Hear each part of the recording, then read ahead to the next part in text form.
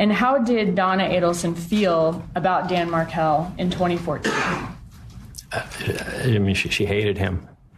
According to Donna Adelson's oldest son, Robert Adelson, Donna hated her former son-in-law. 41-year-old Dan Markel was a Florida State University law professor who was shot and killed just after pulling his car into his driveway on July 18, 2014.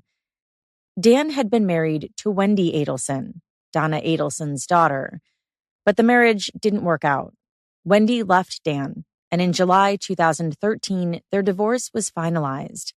But there were still plenty of things for Dan and Wendy to argue about through the court system, whether it was money owed, property the other still had possession of, or most importantly, the custody of their two young children, who were 3 and 4 at the time. One of their main points of contention, according to the prosecution, was a relocation motion that Wendy had filed, requesting permission to move with their kids to Miami, where her family lived. That motion had been denied with prejudice, meaning it could never be requested again. But after Dan was murdered on July 18, 2014, Wendy and the two children did move to Miami, just days later, in fact, to be with Wendy's family, which included her mother, Donna, father, Harvey, and older brother, Charlie. After a rigorous investigation by the Tallahassee Police Department, along with the FBI, 2 hitmen from Miami were arrested and charged with Dan's murder in May 2016. One of the hitmen, Luis Rivera, pleaded guilty and agreed to testify against not only the other hitman, his best friend Sigfredo Garcia, but everyone else the state prosecuted in connection with the murder. According to Luis, Sigfredo got the job from the mother of his 2 children, Catherine Magbanoa. In turn, Sigfredo had asked Luis to help. The murder was in Tallahassee, and they were going to be paid $100,000, split 3 ways. As for the connection between Catherine Magbanoa and Dan Markel, Catherine was dating Charlie Adelson, Wendy Adelson's brother, at the time of his murder. After Luis Rivera pleaded guilty and was sentenced, Sigfredo Garcia and Catherine Magbanoa were tried together in October 2019. I covered this trial in episode 93. Sigfredo was found guilty, but the jury was hung on Catherine.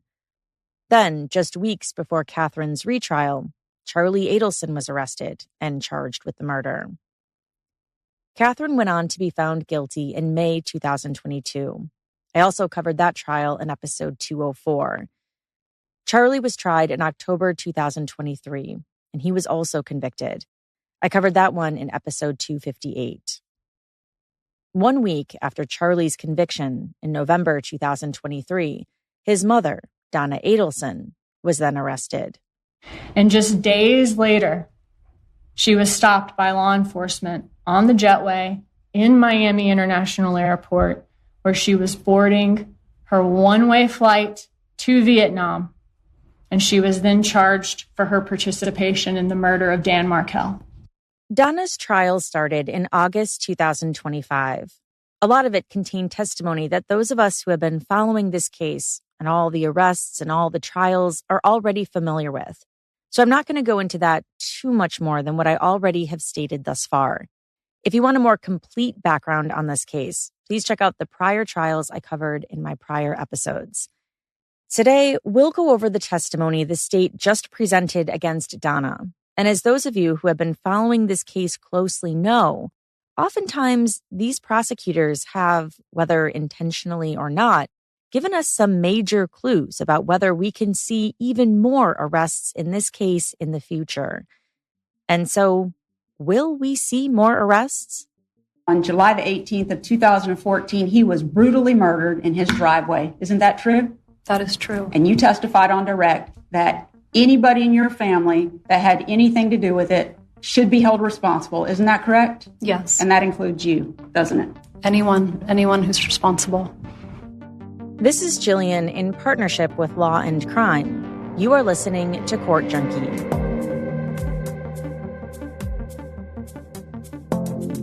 My favorite fashion season is definitely the fall. Think tights, long boots, leggings, and cozy sweaters.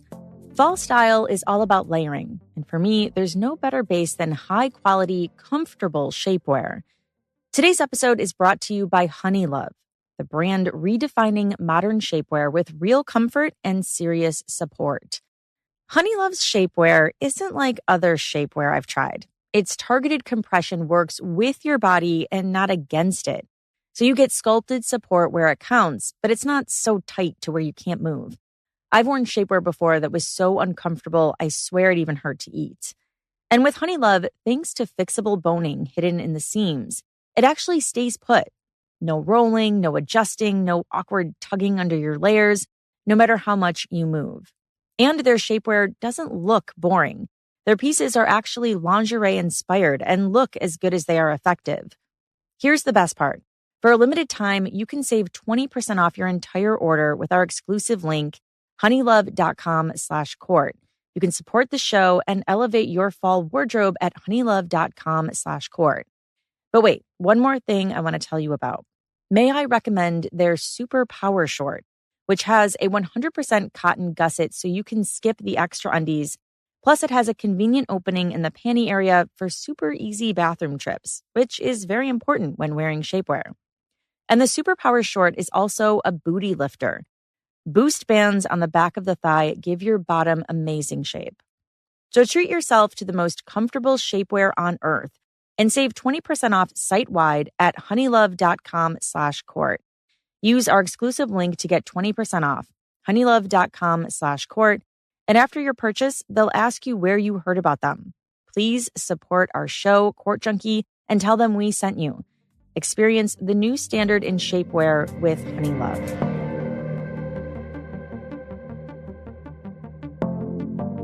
According to prosecutors Sarah Catherine Dugan in her opening statements, part of the investigation into Dan Markel's murder included following the money in this case. Investigators saw that in the months after the homicide, Sigfredo Garcia, Luis Rivera, and Catherine Magbanua all acquired some big-ticket items. Not only that, but Catherine was curiously receiving checks from the Adelson Institute. About 2 months after the murder, this defendant added Catherine Magbanua to the payroll at the Adelson family's dental practice, the one that she kept the accounts for, the defendant kept the accounts for.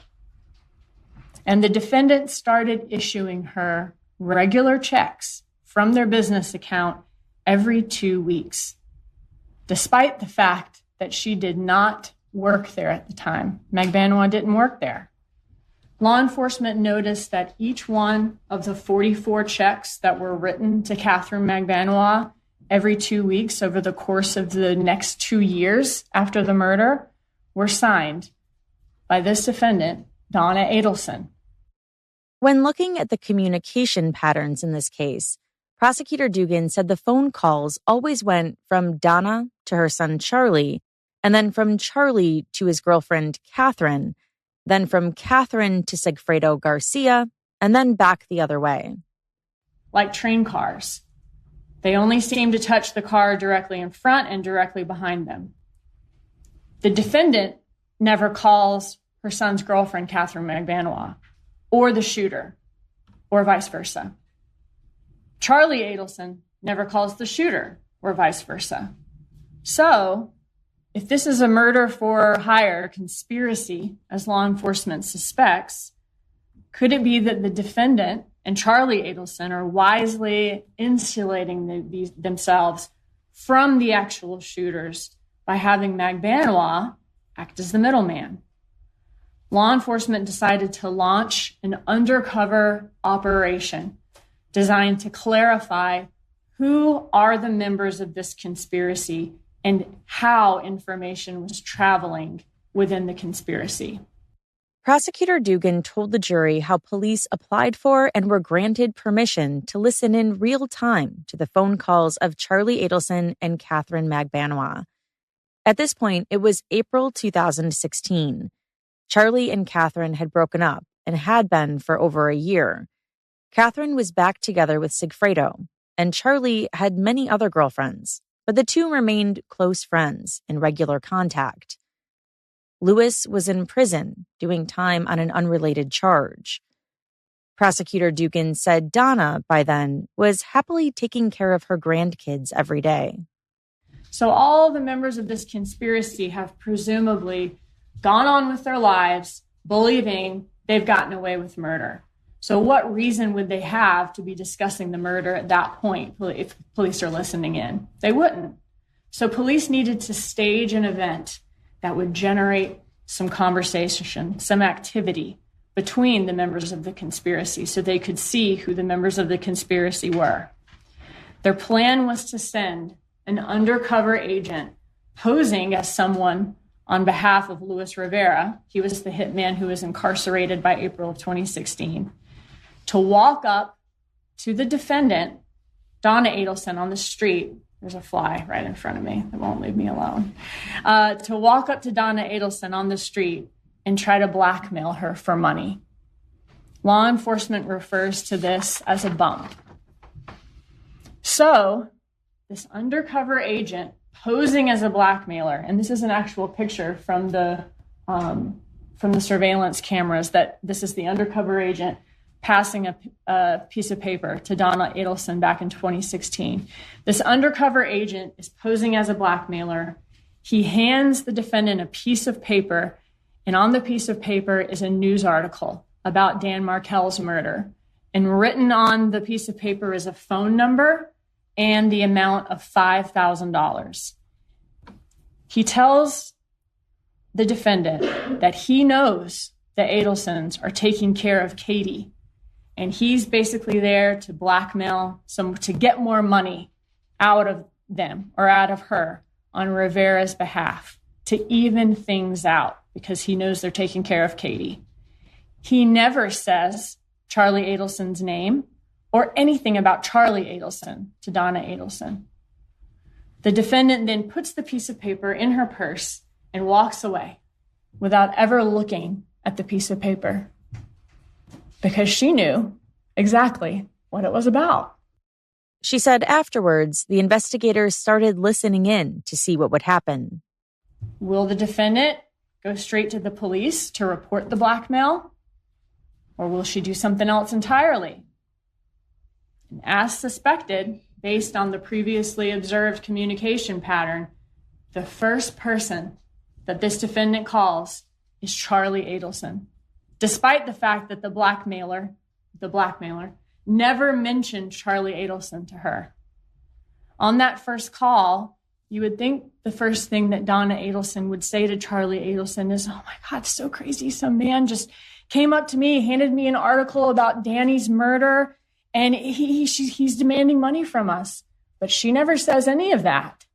In fact, the defendant never says Dan Markel's name at all. Instead, she tells Charlie Adelson that she needs to talk to him in person about some paperwork that was just delivered to her. She said that it involves the two of us, and that he should know what she's talking about. The defendant and Charlie Adelson continue talking, and she says that he should bring cash to their meeting. And she says, the TV is probably about 5. She said Donna told Charlie that the man who approached her had mentioned an ex-girlfriend, but she never said which one. Charlie Adelson never asked his mom, "My ex-girlfriend? Which ex-girlfriend? He's had a lot." He never asked that, because as the evidence will show, he didn't need to. He knew the TV is probably 5 meant that she was being blackmailed about Danny's murder, where the TV was the alibi, and he knew that the ex-girlfriend in question was the only ex-girlfriend that he had solicited to find a hitman for him, Catherine McBanois. She said afterwards, Charlie immediately called Catherine, none of his other ex-girlfriends. She noted that neither Charlie nor Donna ever called the police to report this extortion attempt. You all will hear the calls between the conspirators, and as you listen to these, you'll notice that they're being very cautious about what they say. It's apparent that they're being very careful about the words they use because they are all immediately suspicious that law enforcement could be behind the bump. Law enforcement could be the person who came up to them on the street and gave her the paperwork. And law enforcement could also be listening to their conversations. She said Charlie and Donna then met up in person, where Donna gave Charlie the paper. Charlie then met with Catherine at a restaurant called Dolce Vita, while an undercover FBI agent recorded their conversation from a seat nearby. And in the recording, we hear Charlie Adelson discussing whether the man who walked up to his mother could be an undercover police officer, or he could be someone trying to legitimately blackmail them. And if it's a blackmailer, is it somebody who just saw a way to make a quick buck? Or is it another situation entirely, which would be much worse for the Adelsons? Is it actually someone with inside information about Donna Adelson's role in the murder of Dan Markel? And that person could tell police what they know. Charlie Adelson reassures Catherine Magbanua, that if it is the police, that is a good thing. Charlie Adelson thinks that, hey, if it's the police, that means the police don't have enough evidence to charge anybody. They're just fishing for information. And in fact, Charlie Adelson tells her, hey, if they had any evidence, we would have already gone to the airport. Prosecutor Dugan said that at this point, no arrests had been made. After their meeting, Catherine contacted Sigfredo Garcia, and Charlie contacted Donna. And in the series of recorded calls that y'all are going to hear later this week, you'll hear these conspirators talking and using words like TV, relationship advice, false leads, listings, patients, properties, clients, rap songs, CDs, pigs, all these terms that are obviously normal words, but they're used in context that, if you're listening to the conversation, don't make sense. Prosecutor Dugan said that according to Luis Rivera, after the murder, he received money from Catherine. The money was in stacks and was stapled together. During this trial, you'll hear that the Adelson family had access to a lot of cash because their family gave cash discounts at their dental practice. Like if you paid in cash, you would have to pay less than if you paid on a card or check. And they kept the cash that they received in stacks, and they stored it in a safe. Law enforcement also learned from Charlie Adelson's friends that Charlie Adelson had a very unusual practice of keeping his money in these $1,000 stacks that were stapled together, just like the money Rivera received. Prosecutor Dugan told the jury that at first, Catherine insisted she had no knowledge of the murder and that the Adelsons must have gone around her to hire the hitmen directly. After her conviction, she finally decided to testify and admit that she was the connection between the Adelson family and the killers.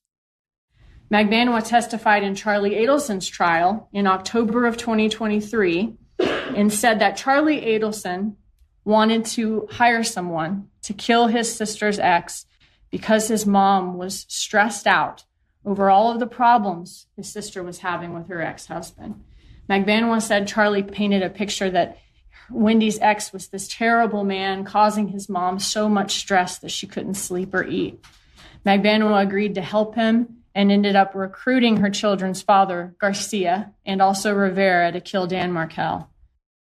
Prosecutor Dugan told the jury that within hours of Charlie's conviction in 2023, Donna began to plan to flee the U.S. to a country that she could not be extradited from in order to avoid being arrested for Dan's murder. She said after Donna was charged, police received information from fellow inmates who said Donna was offering them bribes in exchange for false testimony in this trial.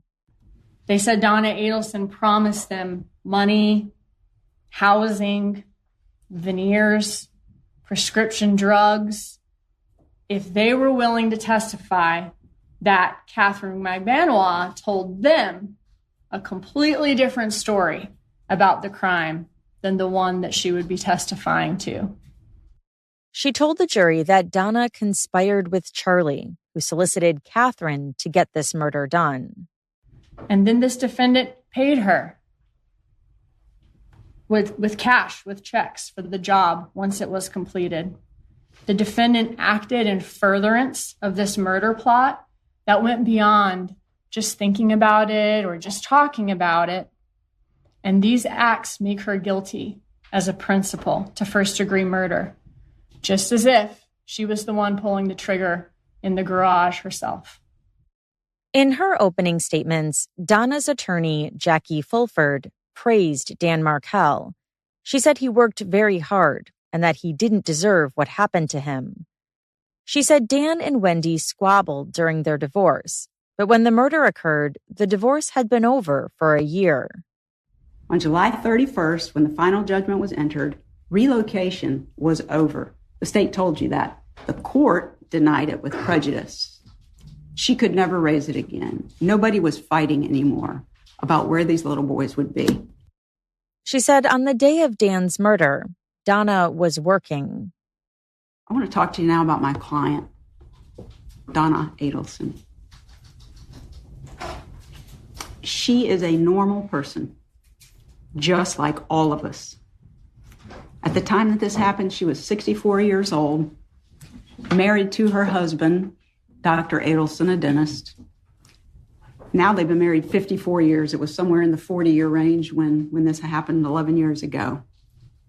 And she got up in the morning and went to work, not at her and Harvey's business, like you were just told. She went to the business owned by her son. Every morning, they got up and they went to work.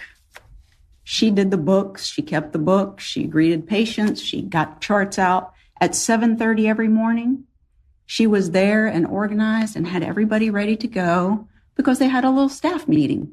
So everybody could know what to expect, what patients they were going to see, what they were going to take care of. She was there working, sometimes late into the evening, just like all of us. She's a normal person. People who know Donna will tell you that she is not the person that the state is portraying her to be. She's kind, caring, loving. She cares more about people than she does about herself. She said much of what the state said they can prove. Like Sigfredo Garcia and Luis Rivera were the killers. Catherine Magbanua was the one who set it up and paid them the money. The money was in stacks and was stapled, which was exactly what Charlie did with his money. That on July 19th, 2014, Charlie gave approximately between $130,000 and $138,000 that he had in his safe to Catherine. They can prove and have that he paid her to get them to kill Danny Markel. That's what they can prove. And they've done it 1, 2, 3, 4 times.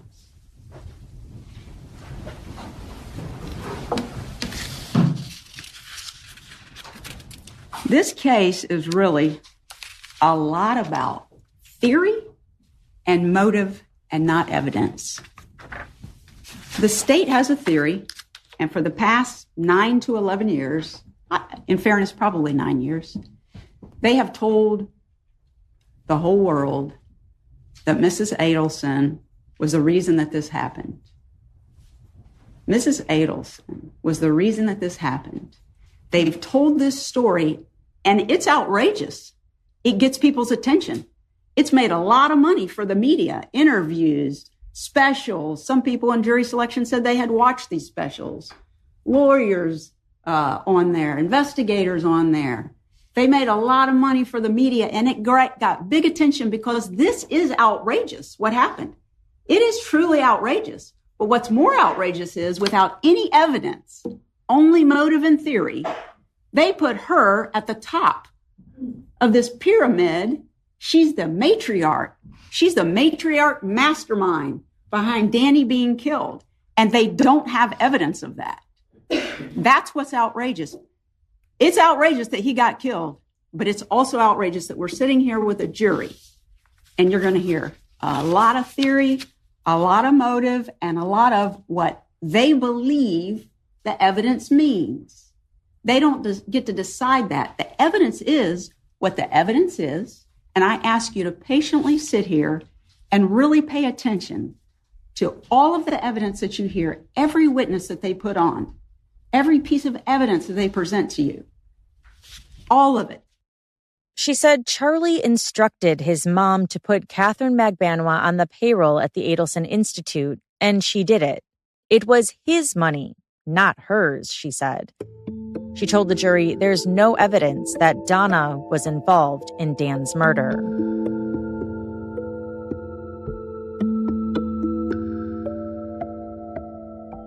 Now retired investigator Craig Isom took the stand on day one of Donna Adelson's trial.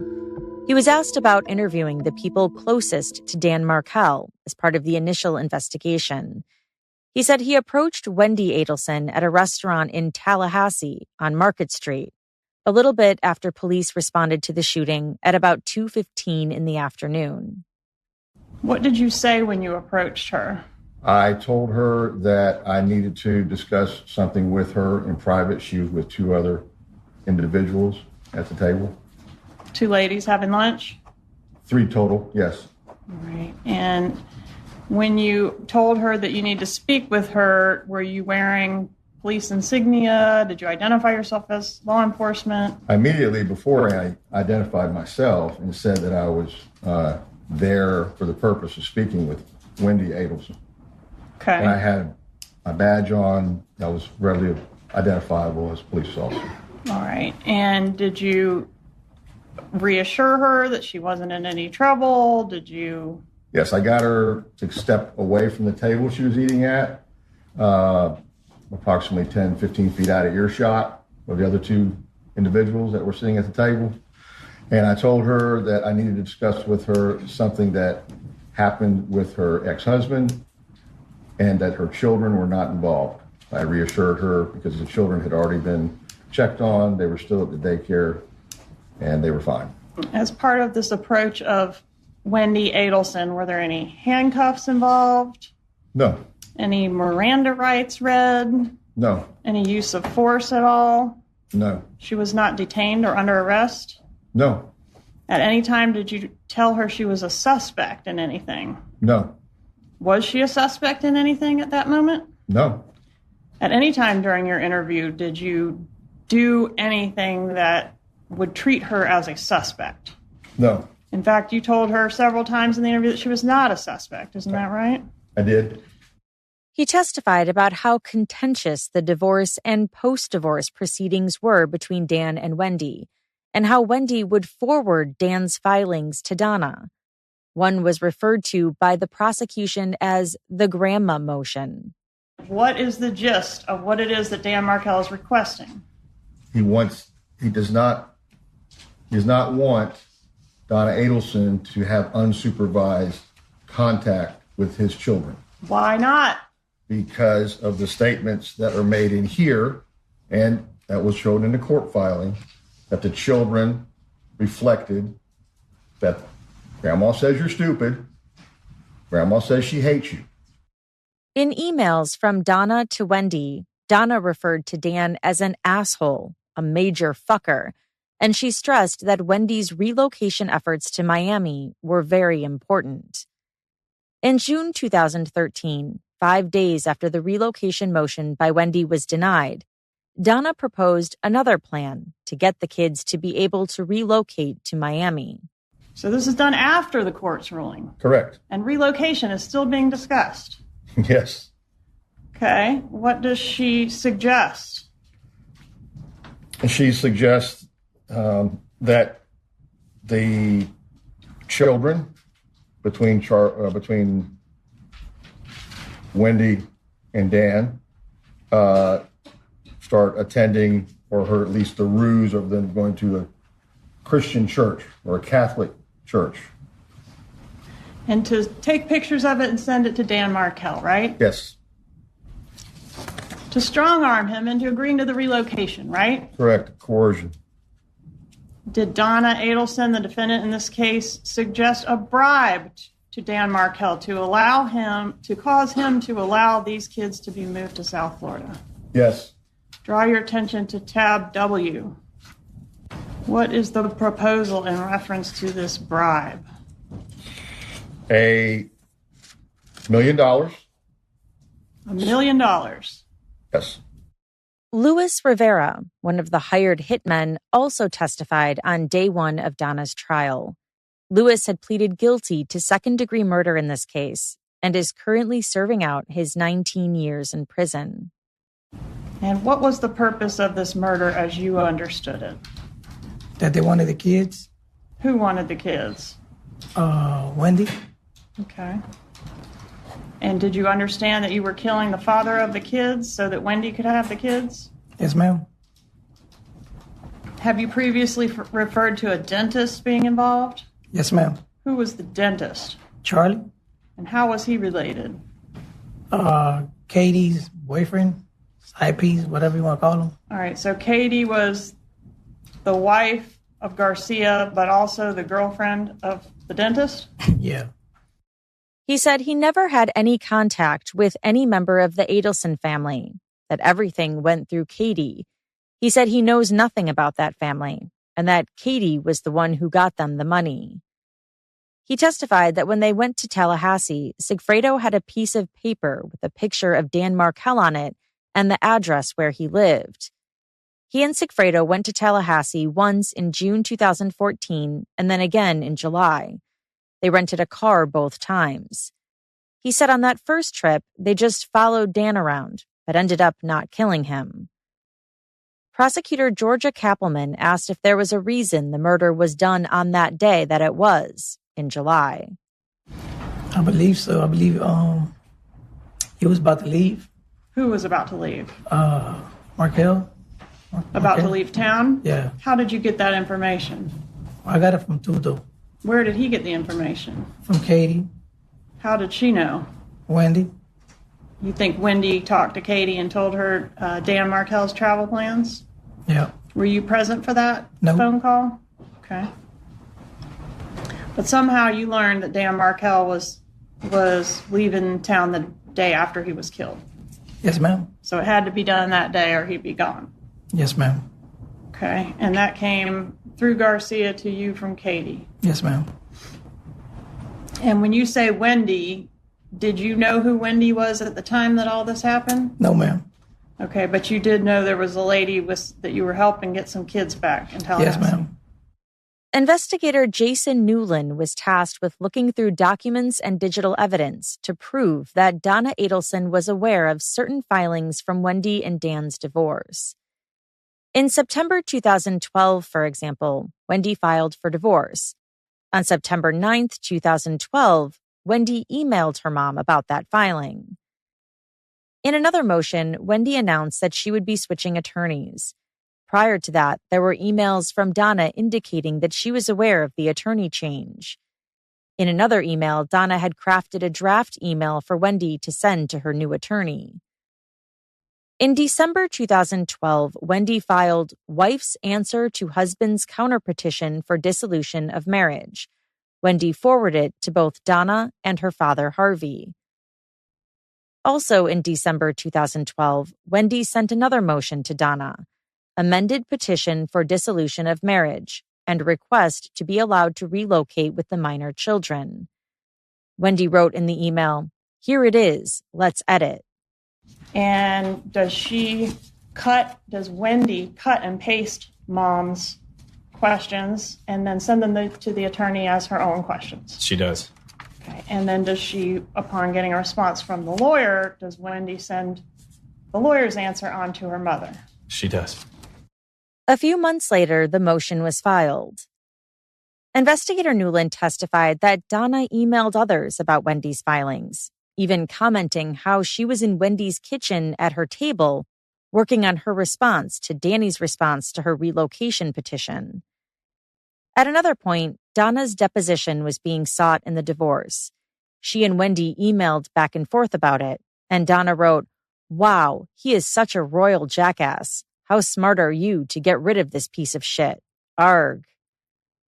Another email from June 2013 from Donna to Wendy talked about Dan's travel. "Hi, honey. So here's the info I had for travel since Ben was born. And there's a list from 2009 travels, 2010 travels, 2011 travels, 2012 travels that Donna Adelson would have sent to Wendy Adelson, reference Dan Markel's travel." So what's the purpose of documenting Dan Markel's travel? Essentially to say he was absent most of the time. I'm going to object to the investigator offering his opinion.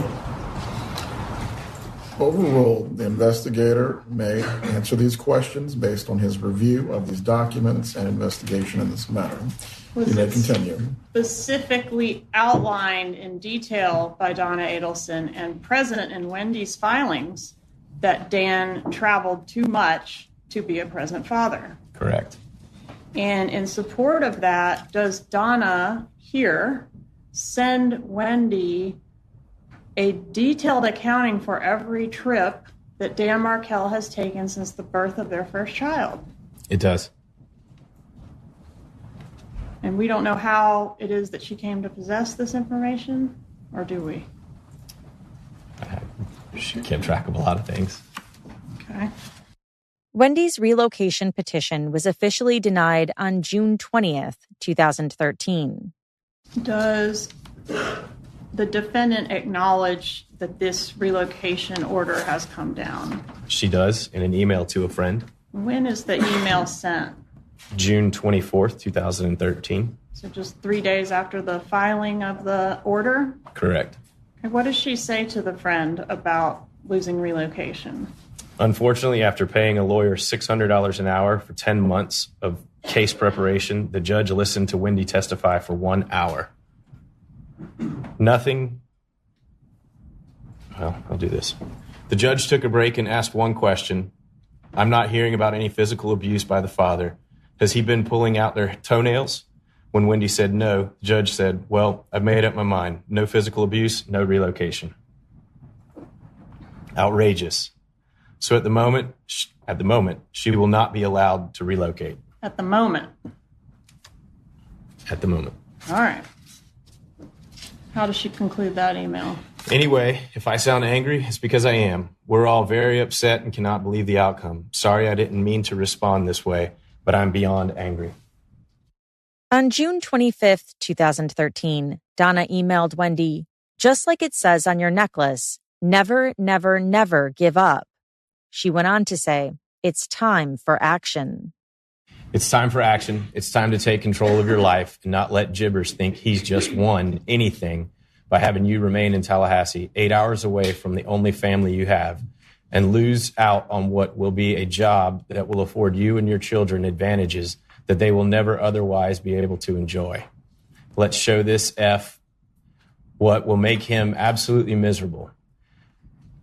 Fast forward, however, the rest of your life, and consequently Dad's, mine, and yes, even Charlie's, will be affected by how well you can perform or act before July 31st. You can be a good actress when you want to. I've seen you in action. You need to put on the performance of your life. Jibbers hasn't beaten the Adelson family yet. You have a very strong family behind you. Dad and I have done everything we can to try to help you for the last 10 months. Now it's time to help yourself. Fast forward. If you can put these actions before everything else this next month, and you know that you've only got the kids a limited number of days to do this, we believe that Jibbers will be saying, "Stop this," and you'll be telling him, "You wanted me in Tallahassee? My children are going to fit in this Bible Belt. They're going to church every time I have them. I'm having them privately tutored at home to get them caught up for Sunday school classes. Tell him that you've got a new outlook on life and a new hope, and you'd like to go to heaven. Perhaps he would like to join you and the boys at church." Donna then went on to detail a plan of action, saying to take a photo of their two boys dressed nicely at the front door or by the sign of a Tallahassee church. Then change her Facebook status photo to that one so everyone will see. Perhaps a line under the photo with "New Beginnings in Tallahassee" might be nice, she wrote. She also told Wendy to arrange for a tutor to come to the house to teach the boys about Jesus, telling her that if she doesn't have time to do that, Donna will happily do it for her. She also said, "Let Jibbers know that your children will be baptized in the Catholic Church." She said she has already looked into it and a baptism can be arranged in 2 weeks. Donna wrote in all caps, "Take control from him. Get to him psychologically. He's going to want you to stop this." She then wrote that she was planning on making a financial offer to Dan to allow the relocation. Then, "It's time for you to show us that you can put on the performance of your life for the next few weeks." She signed it, "Love, Mom and Dad," but investigator Newland noted that there were multiple references to Dad and I throughout the email, so it came from Donna. On October 31st, 2013, Halloween, in another filing, Wendy alleged that Dan hadn't paid her what he owed. Dan responded, and Donna and Wendy exchanged more emails. Donna wrote, "Something has to be done with this asshole." In February 2014, 5 months prior to the murder, Dan offered to settle. And what is he saying about the settlement? One of the suggestions is neither party will seek to relocate in the future with the children without the consent of the other party. If the offer above is not accepted by the deadline, then it fast forward, Mr. Markell will file his motions and memoranda and supporting documents that detail how Ms. Adelson failed to disclose substantial assets in violation of the Florida rules and the master settlement agreement. How Ms. Adelson fraudulently induced the settlement, how she made numerous instances of demonstrably false testimony before the court and under oath in deposition, how she ignored court orders, discovery requests, and made false responses to the latter. And Wendy Adelson was a lawyer, member of the Florida Bar at the time, right? She was. May still be, I don't know. Okay, go ahead. If this offer is not accepted by the deadline, Mr. Markell will file his motion and memoranda of law and supporting documents, and these will allege, and with other evidence, demonstrate that Ms. Adamson engaged in misconduct, including but not limited to filing a frivolous petition to relocate that had already been deemed impossible to win by another board-certified lawyer, standing by silently while her client divulged privileged attorney-client information, advising Ms. Adelson to interfere with Mr. Markell's parental rights. And I think there's one more, yeah. And becoming a willing instrumentality of or participant in Ms. Adelson's financial misconduct related to the disclosures and discovery process related therein. So he's going after Wendy and he's going after her lawyer as well, right? That's correct. Wendy also forwarded this motion to her mother.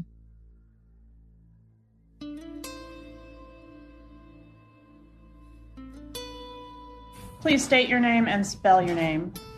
Wendy Adelson, WendyAdelson.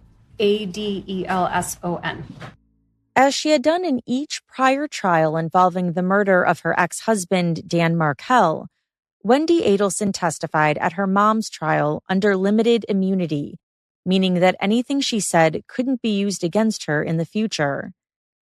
She was asked if her divorce from Dan was a contentious divorce, and she said yes, it was. As for why she wanted to relocate, she said she got a better job offer in South Florida and that it would be more stable for her. Did you consider the worst case scenario to be that you would end up stuck here in Tallahassee if your petition was denied? I don't know. I mean, at the time, I may have felt that way. Okay. Might you have sent an email to a friend on March 24th of 2013 indicating, quote, "I do fear that the worst case scenario that could happen is that I will be stuck here in Tallahassee"? It's possible that I sent that. Prosecutor Kappelman asked her if Donna was the dominant force in their household. Wendy said both of her parents were equally strong in their parenting. Okay, did you previously describe this back in 2013 that your mom was the dominant force in the household? If you need to refresh, it's tab 97. Okay. Yes. You did say mom was the dominant force in the household. Yes. Did your mom ever try to micromanage your life? Yes. Your career? I don't know about my career. I chose to be a lawyer. It wasn't a very popular choice in my household. Yes, and there were different types of areas of law that she would have preferred you practice. Do you agree with that? I actually think they were really proud of what I was doing. Not to suggest she wasn't proud of you, but she was encouraging you to pursue a different type of law that would be more lucrative. Do you remember that? I do, yeah. And what about your dating life? Did she meddle there? Yes. Did she create a dating profile for you on Match.com? I don't know if it was Match.com, but I do remember a dating profile at some point. That she created for you? I didn't use it, but yes. And conducted searches for men in the Miami area and sent them to you? I think this was when I was living in D.C., maybe. Prosecutor Kappelman pulled up an email from January 2013, where Donna wrote, "Okay, honey, so you think I'm nuts, but when you get a moment, check out some of these whom I've pre-screened for you." Then she listed 6 profile names from a dating site. She wrote, "Just sharing some interesting possibilities. After all, you're going to be in Miami here and there. Why not see what's out there? Give it a look at least, for me. Love you, Mom." Did you ever feel like your mom was walking all over you? I don't remember feeling that way. Okay, what about specifically regarding this divorce? I don't. I mean, I had a really good attorney and I was making the decisions I wanted to make. Okay. And did you, back in April of 2013, tell a friend that you were trying to find a way to coexist with your mom that didn't feel like she was trampling your autonomy? I'm sure I said that in 2013. How did your mom feel about Dan Markel in this time frame, 2012 to 2016? And I think I think a lot changed between 2012 and 2016. So I think her feelings about him changed over time. Okay, and what about in 2016? Did she hate Dan Markel? No, not in 2016. What about 2014? Did she hate him then? No. Did you say do you remember giving a law enforcement interview in reference to this case? Yes, I remember. That was the same day that Mr. Markel was shot, correct? Yes. Okay, and did you say in that interview for court and counsel, I'm referring to page 288, lines 24 through 289, line 1, quote, "My parents have more reason to dislike Danny than almost anyone else"? At that point, I was sitting with law enforcement for 6 hours and had just been told that Danny had been shot. So I was in shock and I was trying to help the police think of anything I could possibly think of that would be helpful. And are you suggesting that after 6 hours you became fatigued to the point that you started saying things that weren't true? No, I didn't say anything that wasn't true. I just was in shock. I just kept talking and talking and talking. She was asked if at the time of Dan's murder, Donna was angry at Dan. Wendy said yes. Did you ever refer to your ex-husband as the Dark Lord? I don't remember saying that, but I certainly might have. Did you refer to your ex-husband as Jibbers? I did. What is the meaning of Jibbers? Jibbers was just a silly name that a friend helped me come up with to basically make him feel less scary. It was nonsense. Did it reference Jew in boots? That I don't remember. It wasn't a friendly name, right? It was a silly name. Did you ever say that you hated Dan Markel? I don't remember saying it, but I certainly could have. Tab 31, please, to refresh your memory. I said that I hate him in this moment. Okay. And did you say in that email, that same email, quote, I hate my children's dad? I did. And do you agree that email was sent approximately 15 months before Mr. Markell was murdered?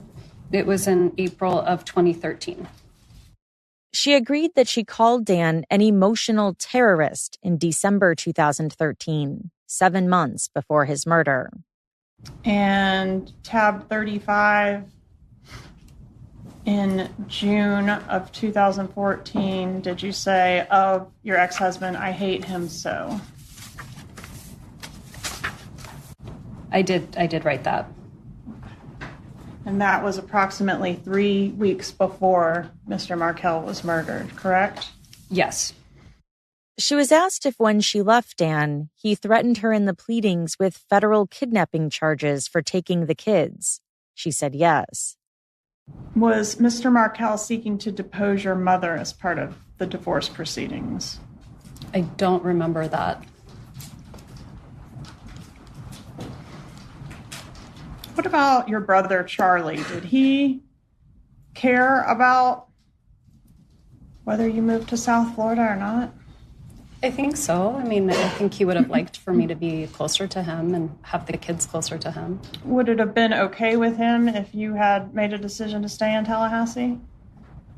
I would have imagined so, yes. And after the relocation motion was denied, you were kind of like, well, maybe I have to stay in Tallahassee. Wasn't there at least a moment of that for you?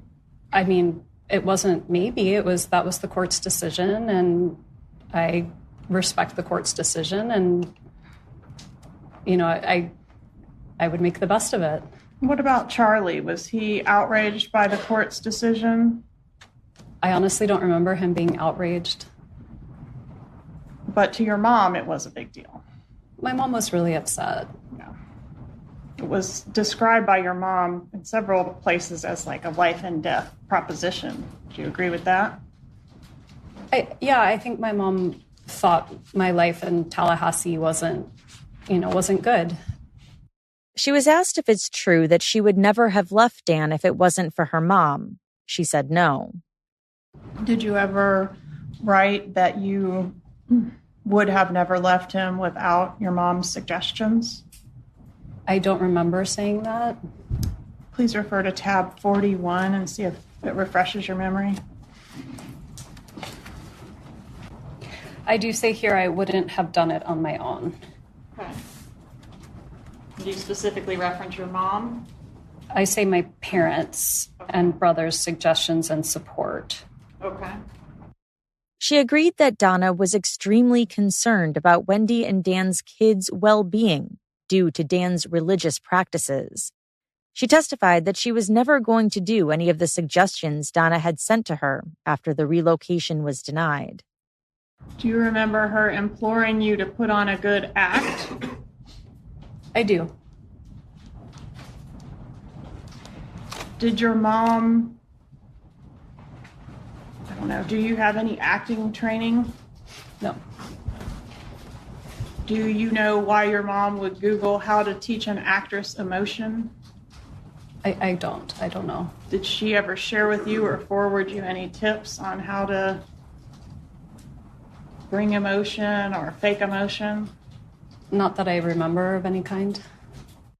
Prosecutor Kappelman asked Wendy about the motion she filed on Halloween 2013. The day that you filed that motion to enforce the marital settlement agreement and hold Dan Markell in contempt. See if I can find that. What was the date of that filing? It looks like it was October 31st, 2013. Was that the same date that you backed out of the contract to buy a house here in Tallahassee?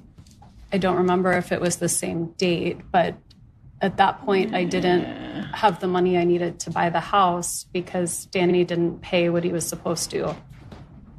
Okay, but you don't remember which day you backed out of buying the house? I don't. could it have been the same day that this was filed? Halloween of 13. It may have been. Okay, and was it Charlie, your brother, who talked you out of buying the house? No, I didn't have the money to buy the house. So you don't remember him discussing that with you? No. Okay. And did your mom have a position one way or the other on whether you would buy the house? I don't remember.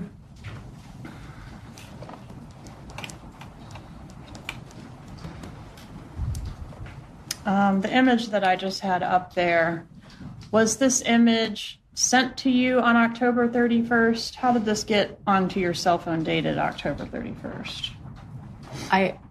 It looks like something my brother would have sent me at some point. I don't remember if it was what day it was, but I remember seeing that picture. Okay, do you have any reason to dispute the metadata associated with it on your phone? No, ma'am. Okay, and you recognize your brother in this photo? I do. And who's the woman he's pictured with here? Katie. Is that Catherine Magbanoa? Yes.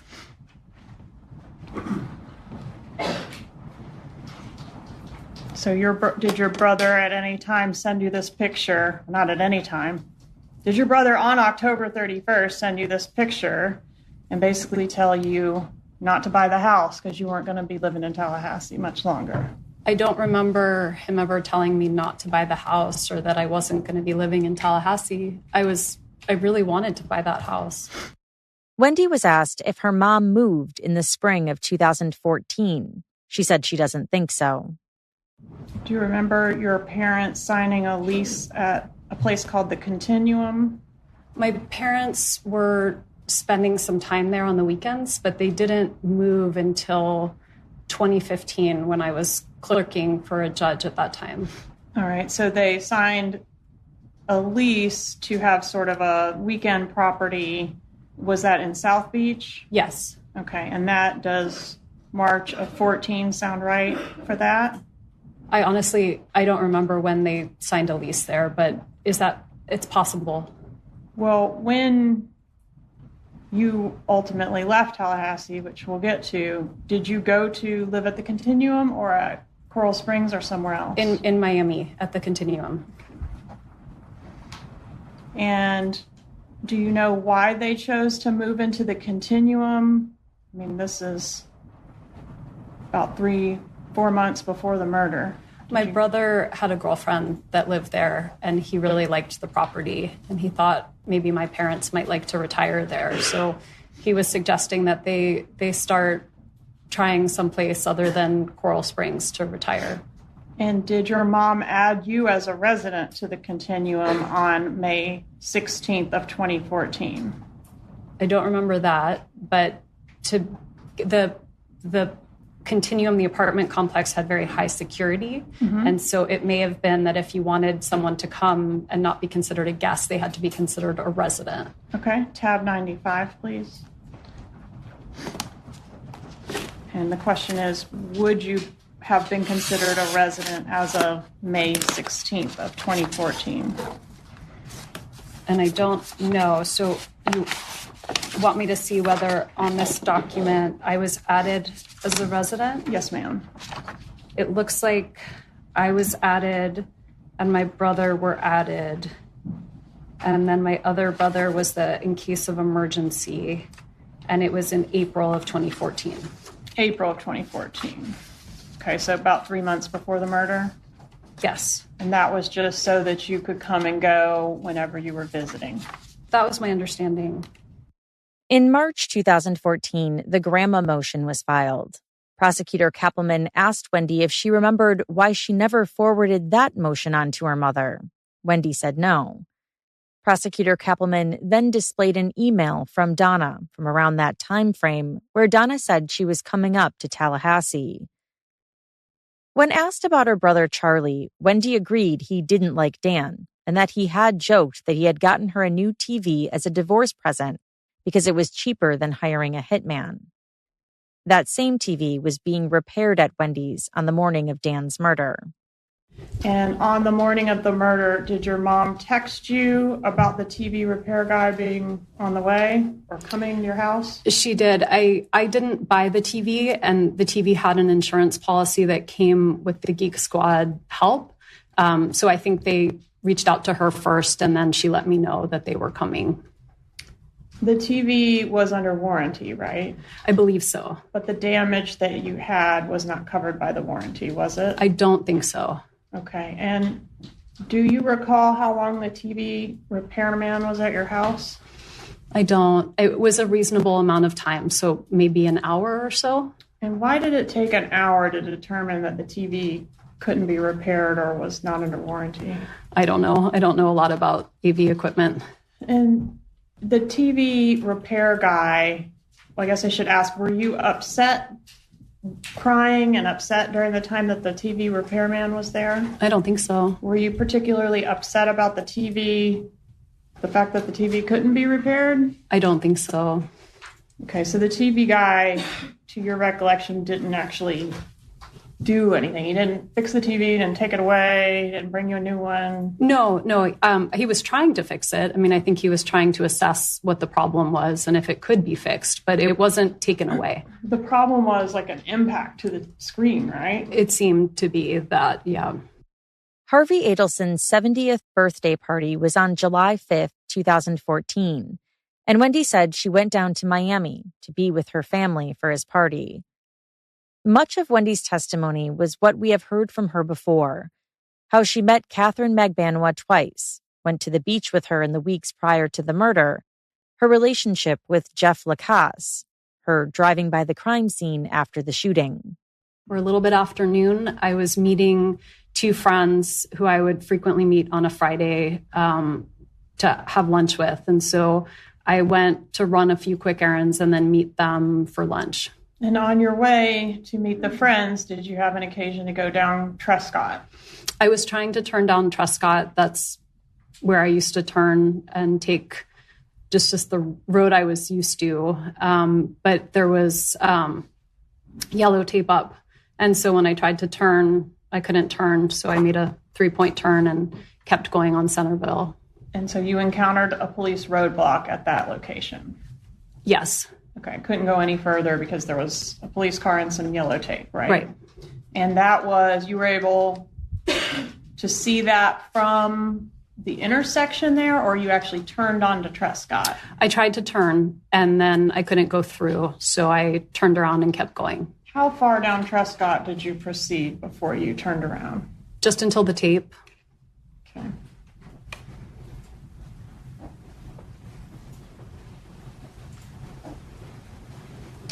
Which one of you or your ex-husband had the kids the night before he was killed? The night before, they were with Danny. All right. So it was his responsibility to take them to preschool that morning? Yes. Who was supposed to pick them up from preschool that day? I was supposed to pick them up. Had you talked to Dan Markell or your children that morning before you encountered the roadblock? I hadn't talked to the boys because I wouldn't have talked to them, they didn't have cell phones, they were little. So I only would have spoken to them if I had gone to the preschool and seen them, but I didn't do that. So I hadn't talked to the boys. I'm sorry, what was the second part of the question? How about Dan? Did you speak to him that morning? We didn't. We had plans to talk. We had traded some text messages and emails, and then I called him and he didn't pick up, and that was the last contact. Did you attempt to call Dan Markell when you encountered the roadblock? No. Did you attempt to call your kids' daycare after encountering the roadblock? No. Did you notify anyone that you observed the roadblock? I was talking on the phone at the time, so I may have said to the person I was talking to, I'm trying to drive, but I have to turn around, hold on. Okay, that was probably a bad question. Did you attempt to investigate in any way or ask anyone what the roadblock was about? I wasn't concerned about the roadblock. She was asked if she knew that Dan was scheduled to leave town the day after he was killed. I don't remember if he was scheduled to leave town on Friday afternoon or on Saturday morning, but I know that he would go to New York every time he had a chance, and I think that was where he was going. But I don't know when he was leaving. Okay, if you'll take a look at not the binder we've been using, but the other binder, should have your law enforcement interview on the front. Okay. And I would just ask you to review page 159, lines 10 and 11. Sorry, when he had plans to be out of town. He was leaving on Saturday. Okay. So it looks like I knew that he was leaving Saturday. All right. And you knew he was planning to go to New York. Yes. Okay. Do you know how, if the killers knew that he was leaving town the next day, do you know how that information got to them? I don't. Did your brother Charlie know that information? I don't know knowledge? if I don't know if he knew that information. Did your mother know that information? My mom usually knew our schedule, so she probably would have known that I was going to have the boys. Mm-hmm. I don't know if that means she knew he was going to be out of town, but she would have known that I had the boys. And didn't your mom keep meticulous track of every time that Dan went out of town? Maybe just in the sense that if Danny was out of town, she thought maybe I needed extra help or something. Mm-hmm. So yes, probably. And when that became an issue in the divorce, she was able to send you a record going all the way back to 2010, a couple of years of every single date he was out of town. Do you remember that email? My mom never switched over to like a Google calendar. So she would keep very meticulous, like a calendar of all the things she had to do. And so that was just her way of keeping track of everything. Not just this, but, every part of life. She's very detail oriented. Yes. Even regarding things that aren't necessarily her business, or do you think that Dan's travel plans were somehow her business? I think only to the extent that it impacted whether I had the boys or whether they were coming to visit or what that looked like. Okay. She agreed that Dan left her a voicemail that morning, telling her that he was going to be at the gym between 9:15 and 10:30. They were trying to touch base that day to talk about the kids' schooling. She also agreed that she talked to Charlie that morning. She reiterated her prior testimony that it was to discuss whether it would be worth it to get a new TV or not. Prosecutor Kappelman asked her if she could definitively tell the jury that she didn't tell Charlie then about Dan's travel plans in that conversation. She said she can't say for sure, but that she doesn't see why she would have brought it up. She was in the car with her parents and kids within 48 hours of the murder, on her way to South Florida, when investigator Isom called her. She said she talked to him for a while, and then the call broke up. Was it like you're breaking up? I told him I was having a hard time hearing. But were you faking that, or was it really breaking up? I was not faking that. And did you send your lawyer to him after that, shortly after that? I told him he could talk to my lawyer. He never followed up. She agreed that she officially changed the kids' last names to Adelson about a year after Dan's death. On July 3rd, 2014, invitations for Harvey's 70th birthday party went out. Wendy testified that she wasn't sure whether she helped her mom send them or not. In the invite, Wendy's and Dan's sons' last names were noted as Adelson. Immediately after Dan's death, with the school activities, the kids' names were also listed as Adelson. Wendy testified that neither she nor the kids attended Dan's funeral. When was the last time you spoke to your mother, Donna Adelson, as we sit here today? November of 2023. Okay. And so she hasn't given you any information or advice about how to testify in court, has no, she? Ma'am. No. What about, you did offer testimony in November of 2023 as well, right? On a related case? Yes. Okay. October. And did your mom, when you spoke to her in November of 2023, offer you any advice or thoughts about how you should act or behave or what you should say in court? Yes. She did? She did. And what was that? I can't tell you I remember exactly, but she was hoping I would be supportive of my brother. Okay. And do you know what her thoughts were afterwards? I do. Okay. And what were they? She was devastated. She didn't feel you were supportive? No.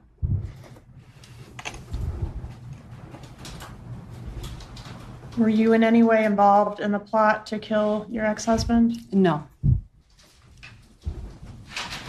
Did you maybe know it was going to happen but not know the details? I did not know it was going to happen, and I did not know any details. Did you provide any information, even unknowingly in hindsight, that you think could have been used to assist the murderers? I don't think so. I didn't provide any information. What information do you have regarding your mother's involvement in the plot to kill your ex-husband? I don't have information. But you do admit that your brother said he looked into hiring a hitman to kill Dan Markel. I don't. I admit that my brother made a tasteless joke repeatedly about buying me a TV because it was cheaper than hiring a hitman. But then someone did hire a hitman who did kill Dan Markel, right? Yes, that happened. She maintained she was not involved in any plot to kill Dan.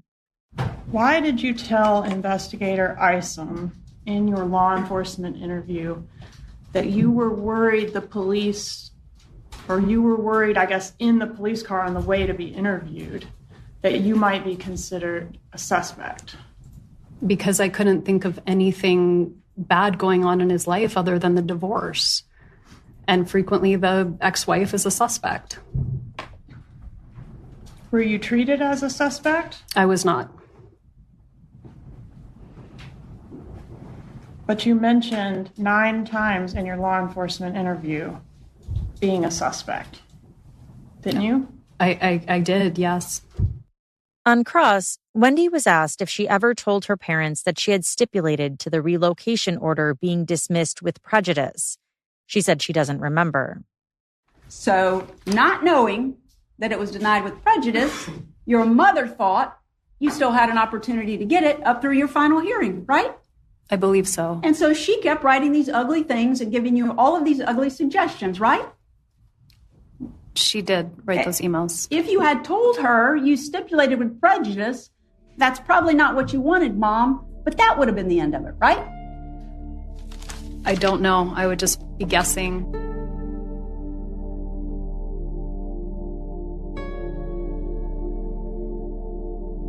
Donna Adelson's oldest son, Robert Adelson, testified that he currently lives in New York and has been an ENT for about 20 years.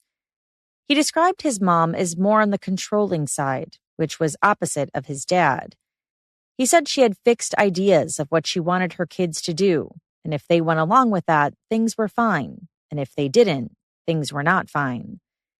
He said he remembered in 2012 Charlie taking control of the Adelson Institute, and then Harvey buying it back in the fall or winter of 2015. You mentioned Donna Adelson doing payroll at Adelson Institute throughout your life.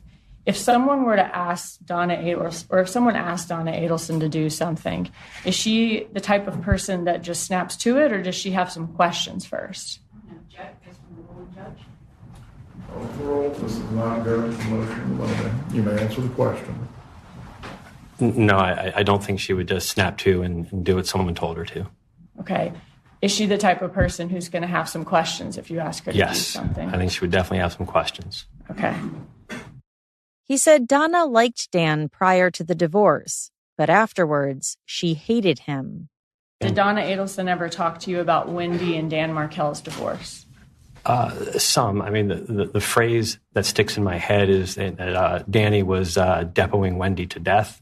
I wasn't involved with, all the various motions. I remember that phrase. I remember there being a lot of, court motions back and forth. But I remember that phrase. I remember, some complaints about like very long either mediation or depositions that Wendy had to endure.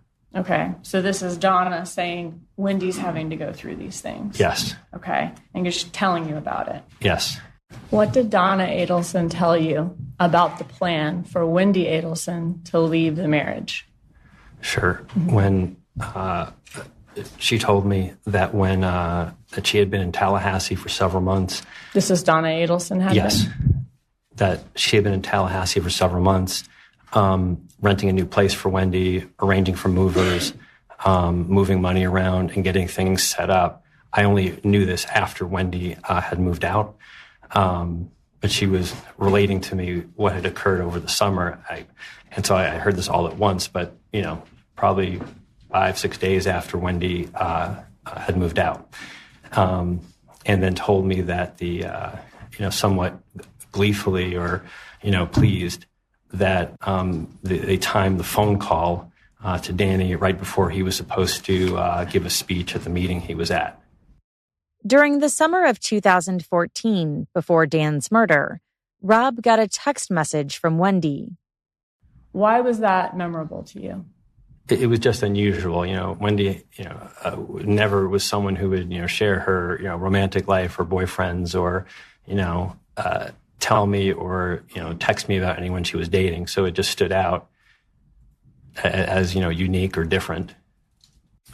Okay, so I was asking you about this text that you received from Wendy Adelson. Can you tell me about this text?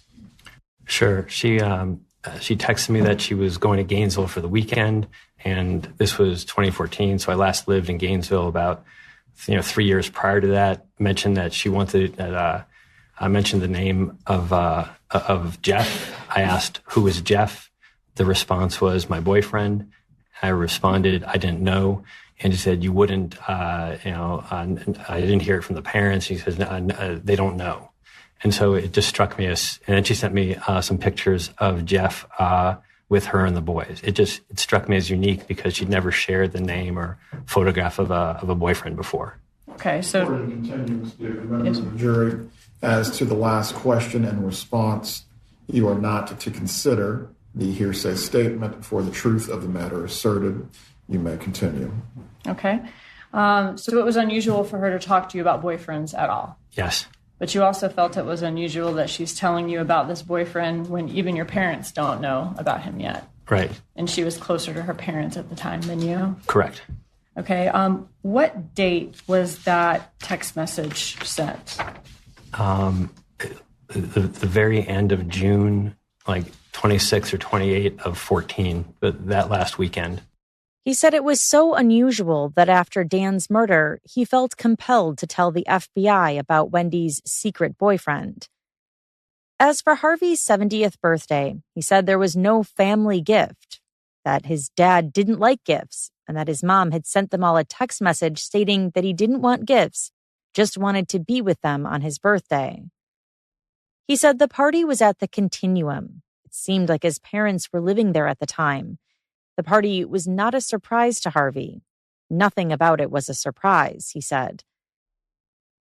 Prosecutor Dugan asked him if there was ever a reason the party would be canceled, and he said no.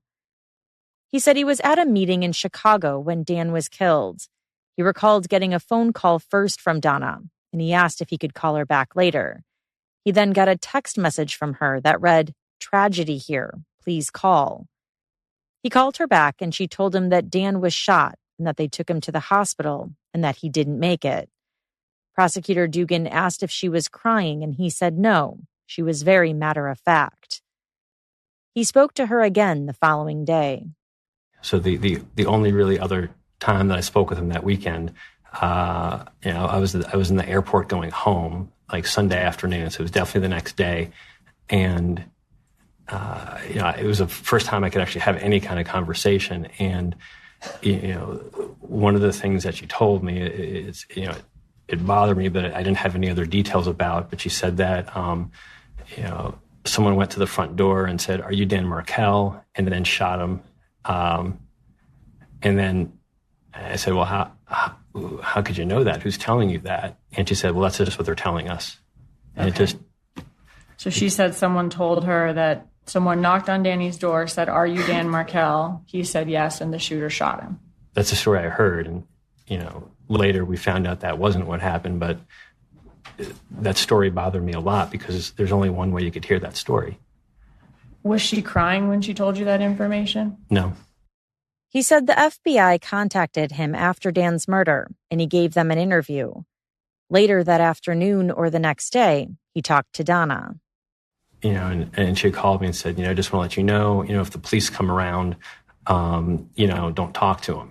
Okay, so she told you not to talk to law enforcement. Correct. Did you let her know that you already had talked to law enforcement? Yeah, I said I already did. What'd she say to that? She said, "Oh, well, you don't know anything anyway." You don't know anything anyway? Correct. Was that an unusual statement coming from your mother? Yeah, it just I mean, everything that week was unusual, but I mean, I clearly didn't know anything, but I wasn't going to not talk to the FBI if they show up at my house. He was asked if Donna ever seemed curious about who murdered Dan, and he said no, nobody seemed curious. Yeah, Did you actually ever ask her, like, after the murder, like, hey, like, what do you think happened? What do you... Yeah, and, you know, the conversations were kind of rerouted, or that was certainly discouraged, and it was probably like maybe sometime like mid-August, you know, when I finally had a chance to ask and say, you know what is going on? This was not a small event. This was getting a lot of notoriety. And I said, what do you guys think happened? And she had said, I don't know and I don't care. It doesn't concern me. Was that out of character for her to not be curious and not be asking some questions? Yeah, I mean, it was an unsolved murder of, my former brother-in-law, like someone that we all know very well. I mean, if it was like some neighborhood gossip, people would be interested. This was like national interest, and nobody had any curiosity about, who did this to Danny. After that, Donna would avoid talking to him about it. He said the conversation would be rerouted if he brought it up. When Sigfredo Garcia and Luis Rivera were arrested in 2016, he said he and his wife were wondering if they should call his parents and talk to them about it. They decided his parents would surely call them, but they didn't. 2 days later, Donna and Harvey called them to wish them a happy anniversary. And when she called you, was she telling you the good news that Danny's killers were arrested? No, just called us for anniversary, and wished us well and had some small talk for a bit. I kind of let it go for a little bit. I mean, this was not small news. And so I finally broached the topic and said, they found the guy, they arrested someone who killed Danny. There's no response. And then I said it, at least 2 or 3 times that, they made an arrest. They got the guy who killed Danny. Yeah. And then her response was, I've got to go. And then did she hang up the phone after that? Yes. And did you ever talk to her about it again, ever after that? No. That was the last time he spoke to her. And that's all for part 1. Next time, we'll get into more testimony from the prosecution's case, including Wendy Adelson's ex-boyfriend, Jeff Lacasse, and Catherine Magbanois. We'll also get into the defense's case, and finally, the verdict. Mrs. Adelson, control yourself. Thanks again for listening. Until next time.